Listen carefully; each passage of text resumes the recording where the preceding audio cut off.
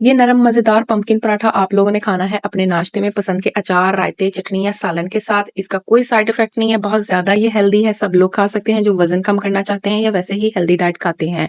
ये आपको काफी देर तक फुल रखता है, आपको अच्छी खासी अमाउंट में फाइबर प्रोवाइड करता है, ब्लड शुगर लेवल और कोलेस्ट्रॉल को ये कम करता है। जितनी मिकदार में आप गंदम का आटा ले रहे हैं उससे आधी मिकदार में आपने बेसन इसके अंदर शामिल करना है, यानी 1 कप गंदम के आटे में मैंने आधा कप बेसन का ऐड किया है। फिर शामिल करें इसके अंदर हस्बे जायका नमक, सुर्ख मिर्च पाउडर, जीरा, कटी हुई सब्ज मिर्च, कटा हुआ धनिया और पुदीना आपने लाजमी शामिल करना है। पुदीने का टेस्ट बहुत मजे का आता है इस पराठे में। इसके अंदर शामिल करें फिर जी पंपकिन प्यूरी, जो रेसिपी का मेन इंग्रेडिएंट है। मैंने 2 चम्मच भरकर इसके अंदर शामिल किया है। पंपकिन प्यूरी किस तरह आप लोग घर पर बना सकते हैं, उसको स्टोर कर सकते हैं, मैंने ऑलरेडी वीडियो शेयर की हुई है आपके साथ। डिस्क्रिप्शन बॉक्स में नीचे मैं उसका लिंक दे देती हूँ, आप लोग देख लेना। सब चीजों को मिक्स करते हुए आपने इस आटे को बिल्कुल आम आटे की तरह गूंद लेना है, लेकिन पानी ज्यादा इस्तेमाल नहीं करना है। इस आटे की डो बहुत ज्यादा नरम रेडी होती है बनकर पंपकिन प्यूरी की वजह से, तो पानी बहुत ज्यादा थोड़ा इस्तेमाल करें। क्या आपने पहले कभी हलवा कद्दू का पराठा खाया है? नीचे मुझे कमेंट्स में लाजमी बताना है। आपने फिर एक छोटे या दरमियाने साइज का पेड़ा लें, आम रोटी पराठे की तरह उसको बेल लें और आपने इसको पकाना है दोनों साइडों से।